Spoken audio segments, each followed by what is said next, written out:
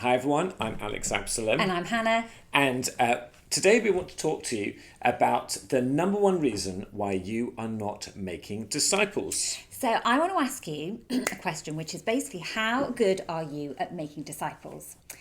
In fact, I'd like you to get really concrete at this and to think personally how good you are, to give yourself a score between 1 and 5, where 1 is terrible, you're not making any, and 5 is you're doing pretty good. You're making quite a few disciples.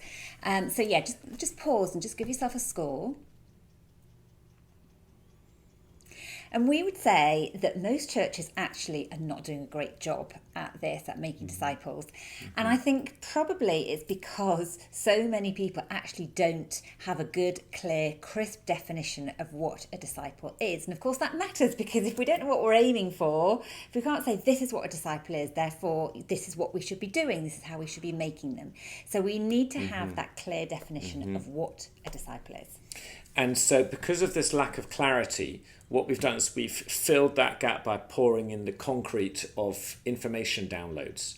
And so the Western model of discipleship is generally information transfer. And obviously, we need information. We don't want to be vacuous. We need to understand our faith. And that's great. I've got a postgraduate theology degree. We're not opposed to that. But biblically speaking, discipleship is far more about imitation than it is about information. So in other words, the language that Paul uses all the time is imitate me as I imitate Christ. Follow my example, brothers and sisters. Jesus says to the disciples, come follow me. So it's this imitation model we need to build off. And I think what happens is we often go for the information download approach because it's actually a bit safer, because what it means is I can just impart content to you. Here's another teaching or Bible study or something. And you know whether they've done A, B, C or D. Yeah, so it's more checkboxy, definitely. And I think it means I don't have to be as vulnerable because I'm just sharing information. It's not about, oh, Alex, are you actually living this stuff out? People don't get to walk with me and see. And, I think the people we've influenced the most are people who've seen into our lives in some aspect of it, and they've been shaped by that. So I think there's a risk for us as the disciple makers. It's the whole caught more than taught as well. Brilliant. Exactly.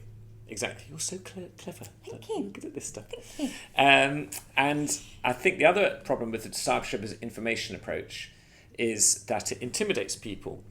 So you see a few gifted individuals doing that and you think, well, I can never do that, and I don't know much of the Bible, and and so what we do is we just don't bother to disciple because we fear the difficult question. Because if our model is I've got to know all the answers, I've got all this info, then you feel like you've got to front load so much stuff. But if your model is I have to become Bible answer man or Bible answer woman in order to disciple others, I think that's a terrible model, and we're not going to be effective at making disciples all sorts of ways. So therefore we would suggest the number one reason why you're not making disciples is due to this lack of clarity about what it means to be a disciple, and where you do have a focus there is often actually a misunderstanding.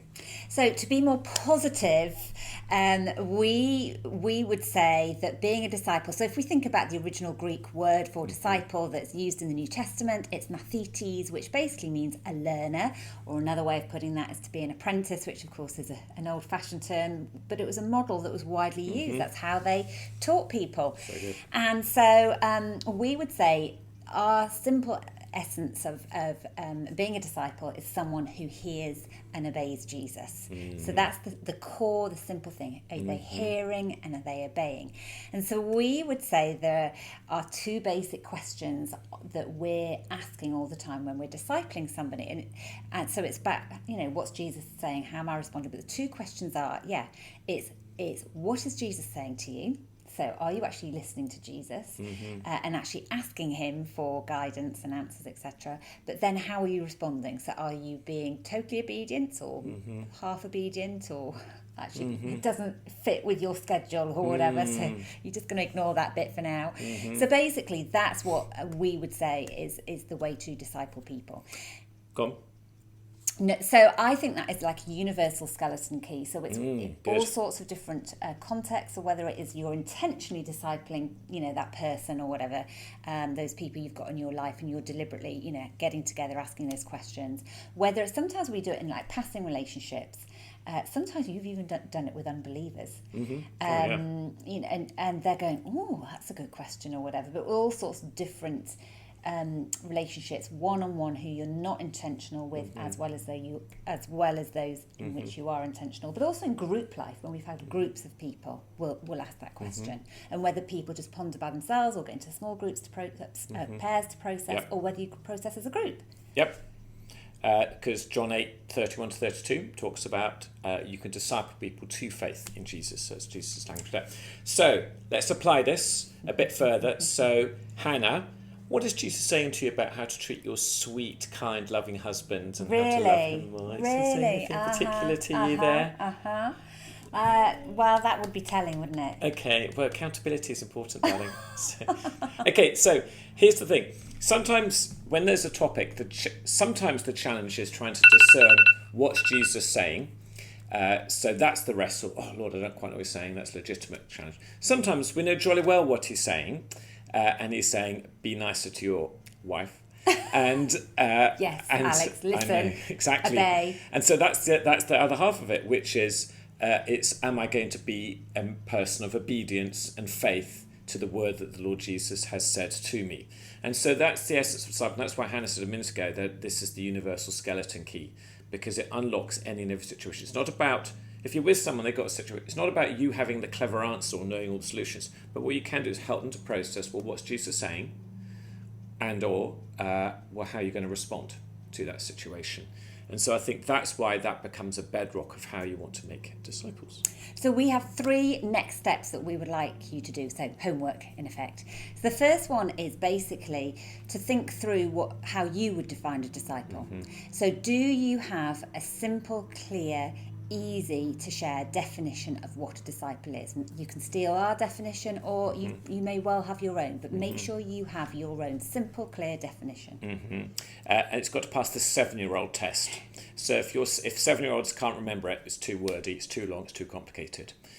Number 2, next step is this: consider whether your disciple making leans more towards downloading information over imitation. So we invite people into imitation. So what do you need to change in your life in order to invite people to come close, to come alongside, so you can invest into them that way and they can learn about Jesus from watching your life? And then the third thing is basically, who are you going to disciple over the next 3 months? And name them, maybe write them down. Write down, maybe it's 1, 2, a group, whatever it is, whatever's going to work for you. There's no right or wrong answer. But if we don't have named people, we're not being accountable. Cool. One more thing we want to tell you about, which is we are in October the 11th, which is a Wednesday morning. We are going to do a live training session on Zoom for 1 hour, and it's going to be, the title is going to be brain fart here, is about developing the 3 circles of a kingdom culture. In other words, how do you draw together disciple making, living on mission, and being naturally supernatural, operating the power of the Spirit? We think as you bring those together, that's where you get some amazing kingdom synergy being built. So what we're going to do is, the plan is, we'll teach for 35-40 minutes. Okay, give some great content. We've got a fantastic tool you're going to love. Visual tool. Very visual. When we shared it, leaders just go nuts over it. It's so helpful. So we're going to share that and some other insight. Then we'll have, say, 15 minutes or so of Q&A interaction with people who are live there on the event. Ask their questions. Well, what about this situation? Exactly. Because we want everything to be highly biblical, very practical, and simple to take away and apply. And so our goal is that this is stuff that you and your team can take away and apply within minutes. So whether you are leading a church, leading a group, leading a ministry, there's going to be content here that you can take away and you can use immediately and put into practice in how you operate in these different areas.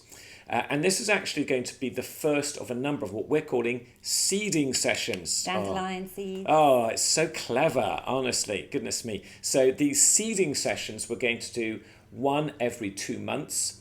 And these will be these 1 hour online coaching and input sessions where we're going to bring stuff in this whole area. And what we're going to do is we'll record them. So if you sign up for that, you'll get the recording as well. So you can use that, benefit from that. Or if you can't make the live, just catch the recording. And so you can purchase them as standalone things, or we're going to do an annual subscription, which will be a way better cost-effective thing, because we'd like to build more relationship with you guys and do that. And we're going to put some other bonuses in there as well, which we're going to let you know about as we go through, more coaching opportunities and so on. So you'll put the link. Yep, so the link is going to be below. It's going to be tagged to this wherever you're watching it. Come along, sign up. We'd love to see you there. So that's Wednesday, October the 11th at 12 p.m. Eastern, 9 a.m. Pacific. We really hope to see you then. Okay, God bless you. Thanks so much for watching this video.